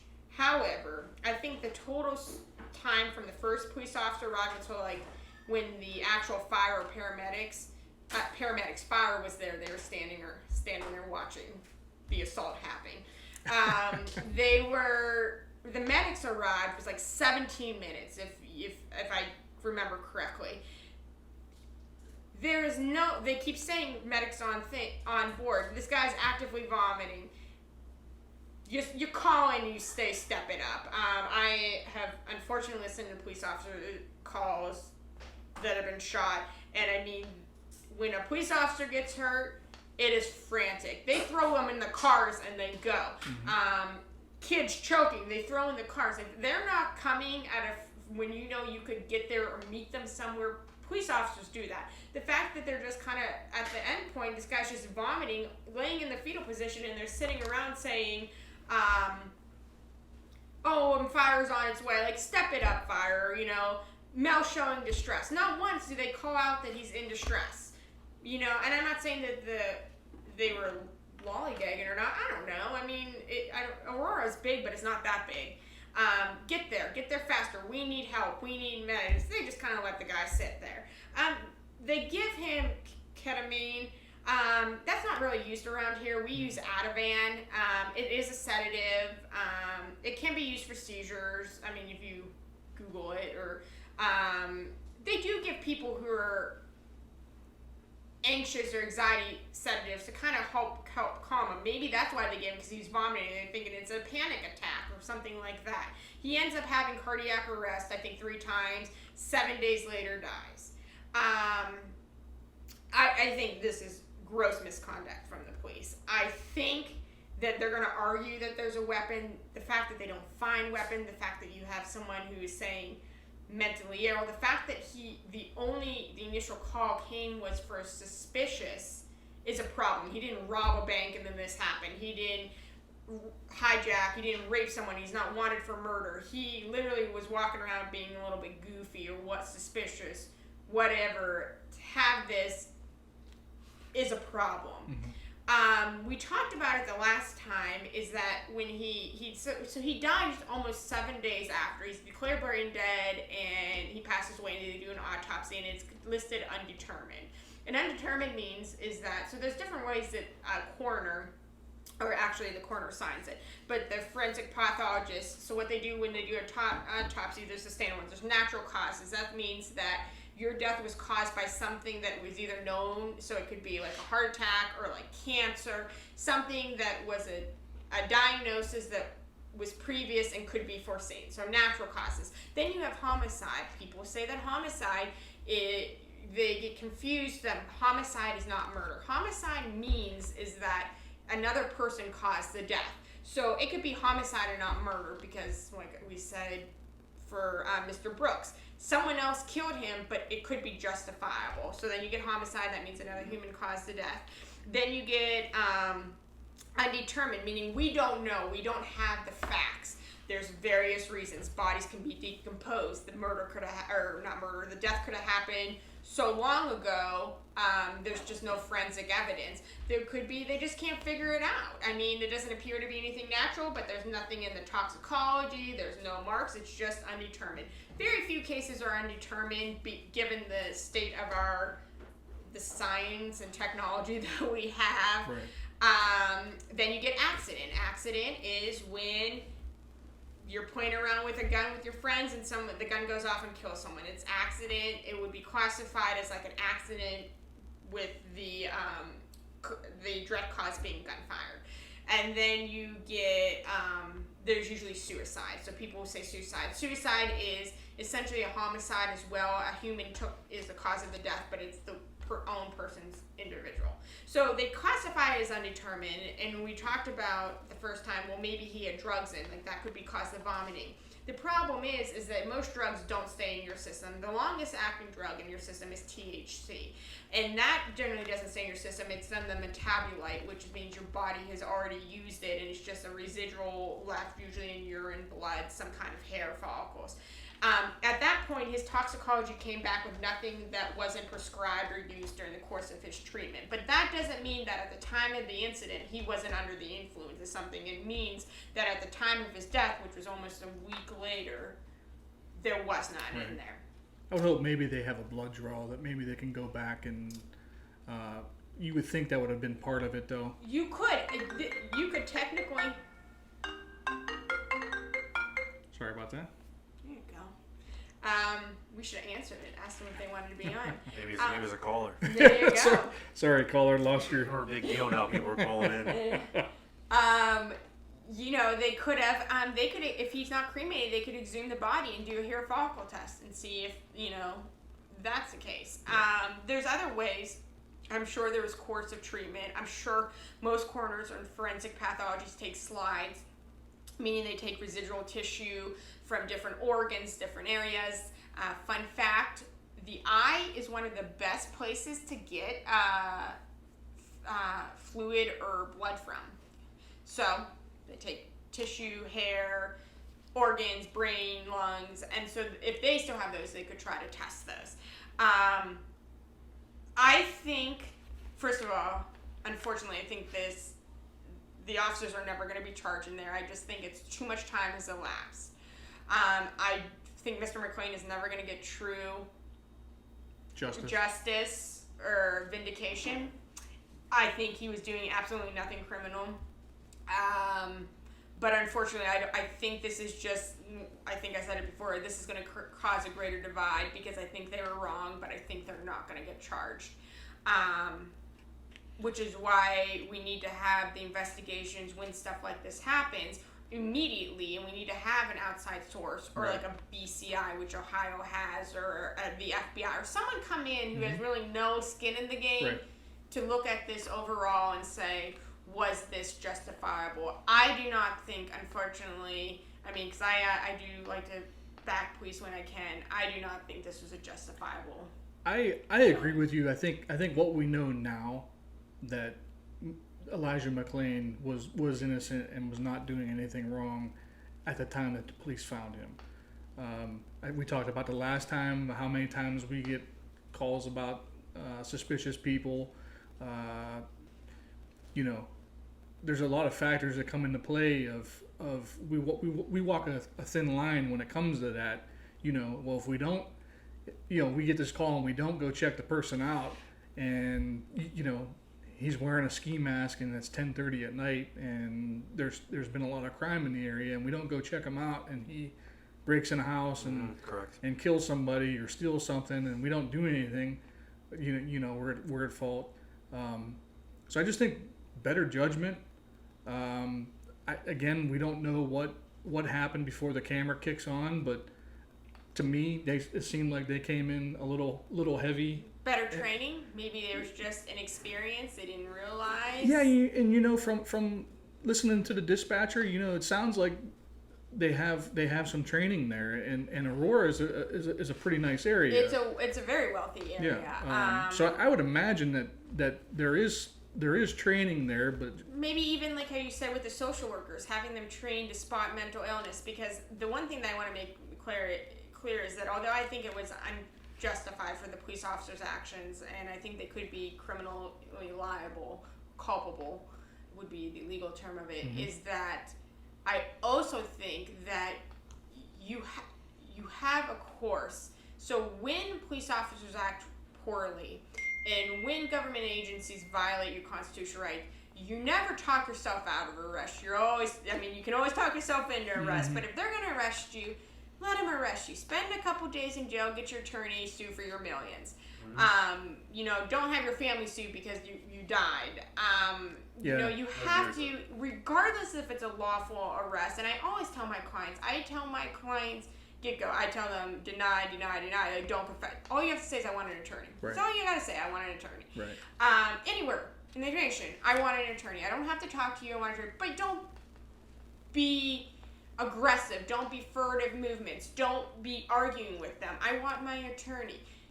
I'm not talking to you, I'm not signing my rights, I'm not waiving my rights, I want my attorney. It's when people start getting combative, then the police officers rely on what little training they have and start, that's what escalates it.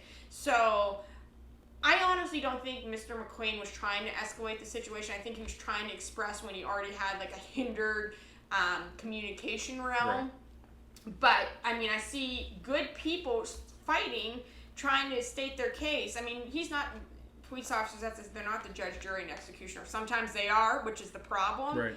But save it. Tell your story to your attorney. Tell your story to the judge.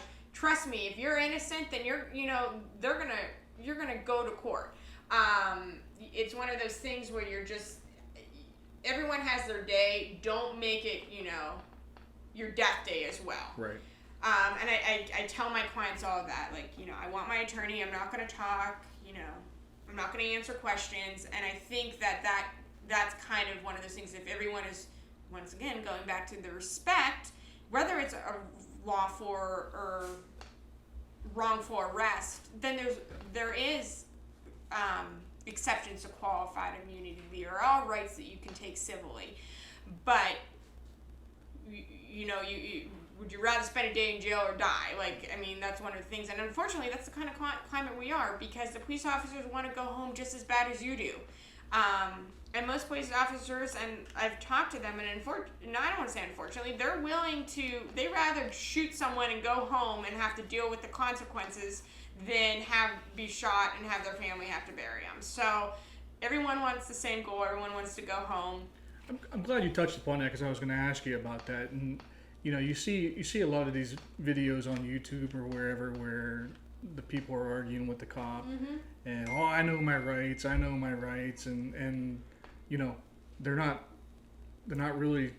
Well, they're wrong for most of the part. Right. If you're going to say you knew your rights, you better make sure you understand them. Right. What I can say is that, once again, when you're dealing with good cops, and you see the good cops, that they don't put the good cops, because that doesn't make good video. They don't see the ones where they're like, okay, have a good day, fix your registration. Right. I'm going to mark it in here as a warning. If you get pulled over again, you're probably going to get a ticket. And just kind of, they don't put those on, because that doesn't centralize it. That's not sexy. Right. Yeah, They want the ones where the police officers start freaking out and smacking their camera out of the way. Most police officers, especially with the body cams, and I think that would be a wonderful topic that you guys talk about, just body cam, dash cam, pros and cons of that, kind of weighing it out. Because most police officers, my favorite is I'm recording you, and the police officer points to their body cam. They're I'm recording you. It's just really funny, and I've seen it on there. Do you guys? I don't think either of you guys have body cams. We don't have body cams. And it's the ones where the police officers, and once again, I'm not saying that they are bad cops. If they get roused by someone videotaping them, there's generally something underlying there. I'd say if you're respectful. I think I don't want to speak for you, but for me personally, I don't care if people want to record. Just don't interfere. We actually started doing something new at my agency. A couple of the guys, since we don't have body cams, we will tell the people to take their cell phones out and record the entire incident. No. We want to make sure everything's documented. There's nothing mixed up about it. And if we have to arrest someone, we advise them we're going to attempt to arrest you peacefully. Yeah. Right. We want that documented on the cell phone. Right. We're going to attempt to arrest you peacefully. There's no dispute about it. And I think you said it perfect, as long as you're not interfering. So, if it's a traffic stop and they're staying in their car and they're videotaping while you're asking questions or whatever they're doing, and the police officer's just it's when you're shooting something, you're trying to get a video, and the cop's the only person trying to arrest them, and they're getting up in their face, then you become a problem. Correct. Don't obstruct business. You have a right to videotape it. Generally, I don't know why you do. It's creating evidence. I tell my clients, I was like, so when they subpoena That's why he's telling people to do it. When they subpoena your phone, and your last talk phone, and you have your minutes left, and your card's gone. What are you doing? I don't like to create more evidence or discovery for the issue. And I've never seen, and personally, I've never seen a video of an incident taken by either the defendant or someone around there that helped the case. And in Ohio, it's reciprocal discovery if it comes in, or if you know that once you see it as an attorney, I have it as an officer of court, I can't portray anything that I know to be untruthful or elicit evidence or things. So if my client shows me a video and I'm like, well, that's not good, but then he gets up on the stand and starts testifying to something, I have attorney-client confidence, so I can't say anything, but I have to stop the questioning. I have to either sit down and let him make a statement or just stop the questioning, because if I know it to be untruthful, because I've seen a video of the exact opposite, I like when police and dash cams because I think it's just there. It's the best evidence rule. Right. It's what happened. And then when the police say something that doesn't match up, you're like, what happened? When your client says that didn't happen, you're like, but it right here, Right. boo, here it is. You have that, but I've never seen actually video taking from that has helped. It's actually hurt the case, and my clients get mad, and I said, you're saying something that's not true. Well, you can't tell them I can't tell them, but I can't elicit your testimony that I know is to be untruthful. Right. I will say negative about body cams. Go ahead. One of the things I don't like is I like to give breaks to people. Sometimes when you're recording on a body camera, someone's filming that there's certain things, like for example on a suspension, there's FRA attached to it, which you have to tow. I don't tow. I give people breaks, but if that's now recorded, then I'm giving someone a break, helping them out a little bit. I'm in trouble. It's Someone not finds public out. record. Yeah. Correct, but my supervisor's going to want to know, why I didn't tow that car, and they have footage, and they're going to. So that's part of it too as well. You want to give breaks. But. Well, and I mean that's no good deed goes unpunished. You have these people saying we want all cops to have cameras and dash cams. It's like kind of what the minor misdemeanor thing. Like I can't destroy evidence because that's illegal, but if you pound it out right now, take your little joint and smash it on the ground and drive Things like away. that, exactly. I'm not going to issue a citation. Good day, Godspeed, kind of thing. But you can't do that. Like, I mean, everyone's getting written up. There's no courtesies. There's no community policing. It is. It is. So it's a double-edged sword. I personally like it as like when you have OVIs or stuff like that because you have it. And I personally like the dash cameras. Because especially if it's taken in place, a lot of departments that I like, it has audio but dash cam. So if the police, you can still hear what's happening, kind of get, he said she said out of the way, you may not see it. Body cameras generally have to be turned on, and wouldn't you know? Sometimes police officers forget to turn it on. It's the weirdest thing. Like, I mean, it's shocking. I believe you can get in trouble for that. I mean, you can get in trouble for a lot of things that police don't get in trouble for. But it's the same ones. It's just like it slips their mind that they have to have your. So if you have body cams on, I think I don't like the fact that there's a pause from the time that you turn it on until the time it actually starts recording and you hear audio. It seems like there's always a pause in between. Well, because it's not running. I mean, it's digital. Or do you keep it on the whole time, and then when the officer goes and takes a leak, I mean, like the sergeant's sitting there going, "Well, that's nice." Like, I mean, like, is it you either in all for it or turn it in? That's why I kind of like OSP has those, so they have the audio, but they have the dash cameras and the cameras in the back of the car when your client's eating their pot, their heroin. Yeah. The last thing is obviously extremely expensive. That seems to be the issue with a lot of them. Oh, well, yeah, it is. Well, listen, I appreciate your insight, your knowledge, your time, coming back and doing this all again. Round two. Do you have anything else? We're running out of time here. Rest in peace to Chop. Chop? Yeah, we're gonna talk about Chop probably in a future episode. But we're sad that it's gone. Chop or Chaz, whatever they're going by, whatever they went Seattle, by. They had their own Capitol country. Hill? Yeah, Capitol Hill Autonomous Zone. You can't deviate from the outline. I don't know what's going on if you deviate from the outline. No, that's fine. But no, it was. We'll talk about that later. They had their own little country up there for a few weeks. Didn't go so well. Good for them. Yeah. Well, I appreciate coming. I'd be happy to come back We would love to have you come back and talk about some more stuff. We hope you had fun. Appreciate you. I am. I will. I'll be listening to you guys. So you guys stay safe out there. Thank you. You too. All right. We'll talk to you later, folks. Thanks for riding with Cop Talk Uncuffed. If you like the show, please follow us on Facebook and Twitter. Also subscribe and like our videos on YouTube. Let's partner up again next time. For now, we're out of service.